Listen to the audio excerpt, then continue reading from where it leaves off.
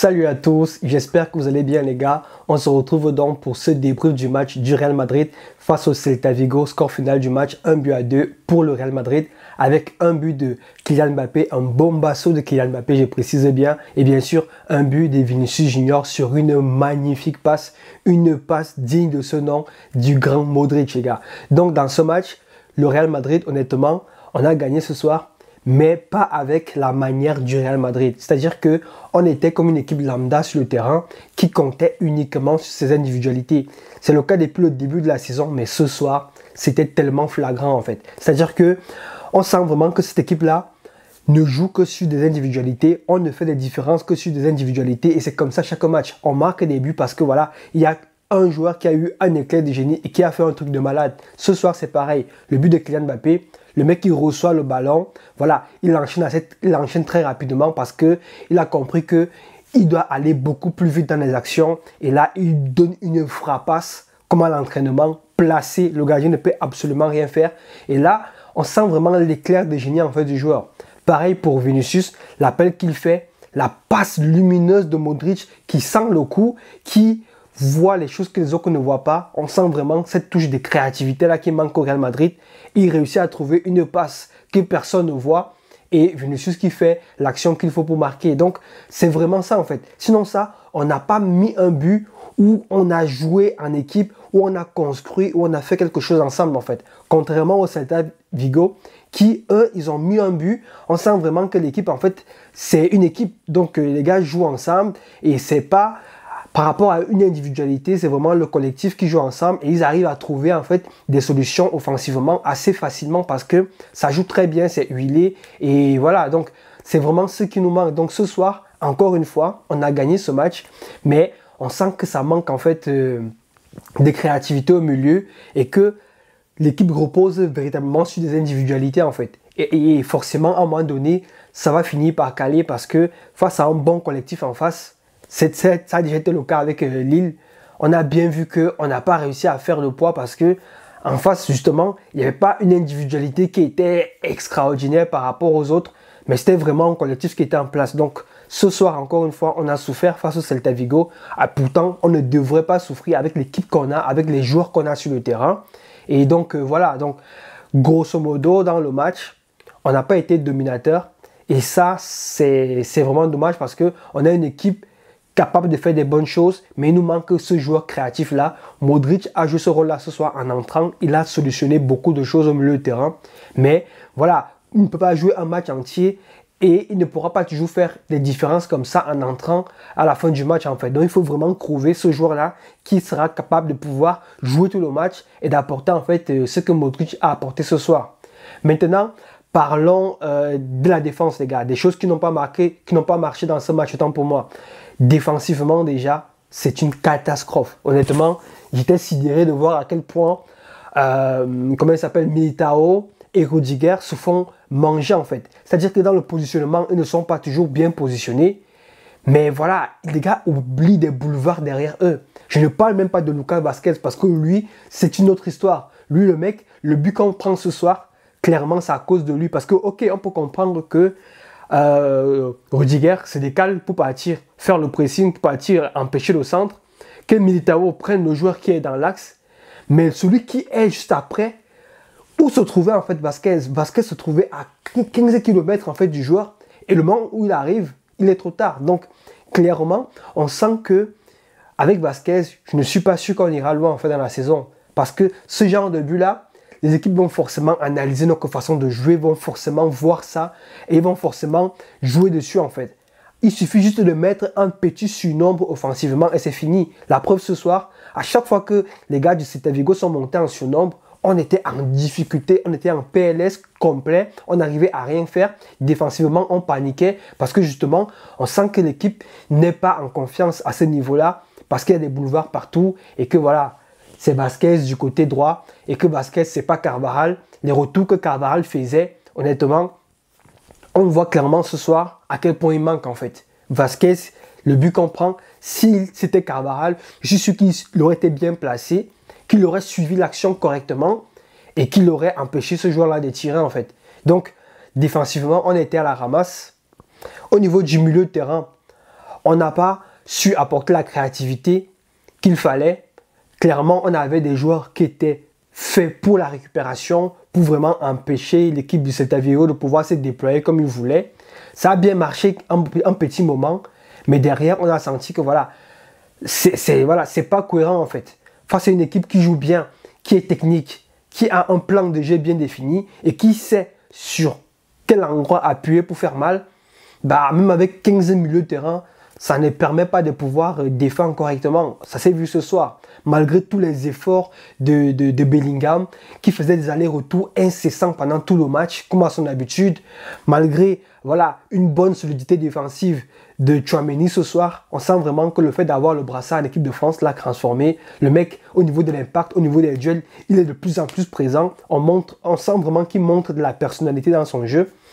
Mais voilà, on a vraiment senti Valverde en dessous de ses performances habituelles ce soir.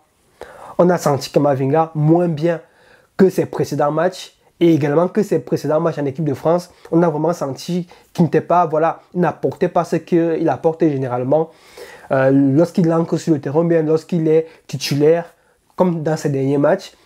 Donc, ça a péché en fait. À ce niveau-là, ça a péché parce qu'il n'y avait pas ce génie-là en fait.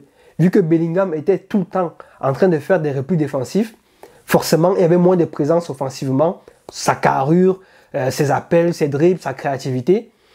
Et donc, il n'y avait personne en fait pour pouvoir mettre des ballons, un peu comme ce que Modric a fait pour Vinicius ce soir. Il n'y avait personne pour pouvoir faire ce genre de passe en fait à Mbappé devant qui était complètement esselé honnêtement. Donc, maintenant, parlons des avant-centres.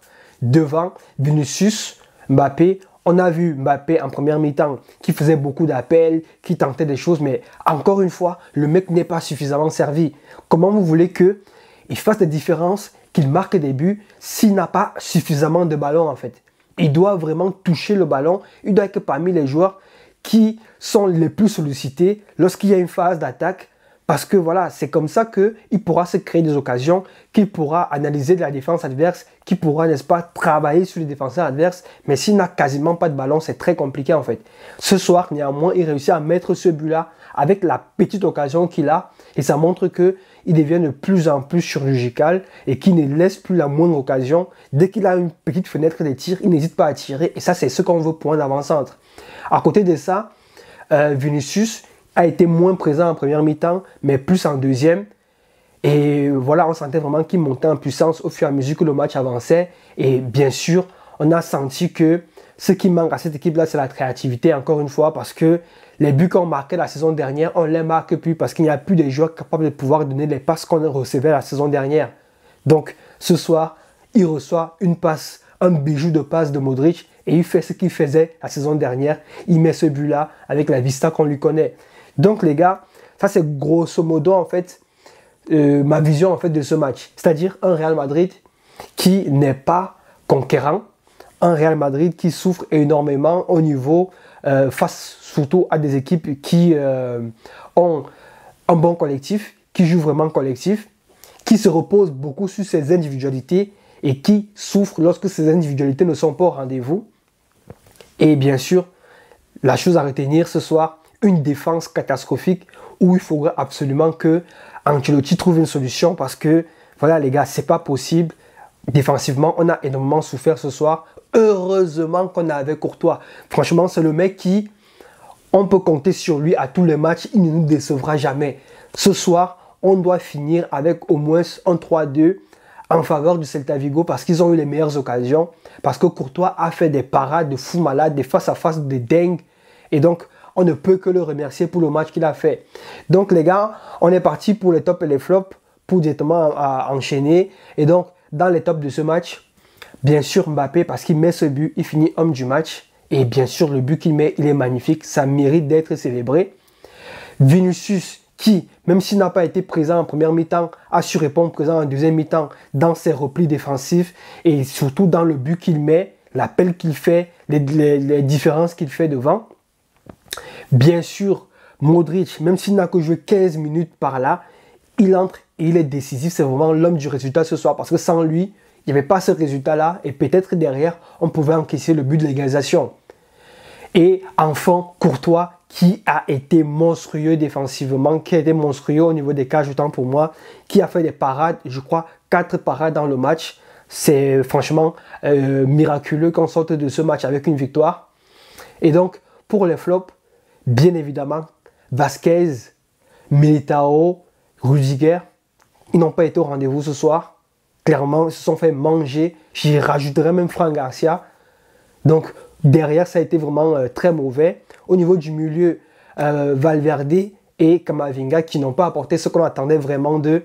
Parce que voilà, on comptait vraiment sur eux pour apporter cette petite créativité-là. Sachant que derrière, il y avait Tchouaméni qui devait apporter du surnombre défensivement et se mettre comme un troisième défenseur lors des phases de repli. Donc, voilà pour mes flops. N'hésitez pas à me dire, les gars, en commentaire, qui vous mettrez pour vous en top et en flop. Le Real Madrid continue sur sa lancée de, je pense, 42 matchs sans défaite. On va pouvoir égaler le record du Barça si on gagne le prochain match en Liga, c'est-à-dire le Classico. Et j'espère vraiment qu'on va gagner ce Classico. Parce que voilà, les gars, vu comment on joue, vu comment on compte sur des individualités, il suffit que Hansi Flick mette une bonne tactique de jeu pour pouvoir bloquer nos joueurs individuellement. Et c'est fini en fait. Collectivement, on n'a pas les moyens de pouvoir répondre à ce Barça-là qui est mieux huilé collectivement que nous. En tout cas, présentement. Donc, on espère vraiment qu'on pourra battre, en fait ce record-là face au Barça. Et j'espère surtout déjà qu'on pourra répondre au présent face à Dortmund en Ligue des Champions avec cet effectif-là et avec tous les manquements que j'ai pu relever ce soir. N'hésitez pas à me donner vos avis en commentaire. Et bien sûr, les gars, si la vidéo vous a plu, n'hésitez pas à liker, à vous abonner, à partager, à me mettre des commentaires, en fait, me donner vos avis. Ça fait toujours plaisir de vous lire et de vous répondre. Et moi, je vous dis à la prochaine et portez-vous bien.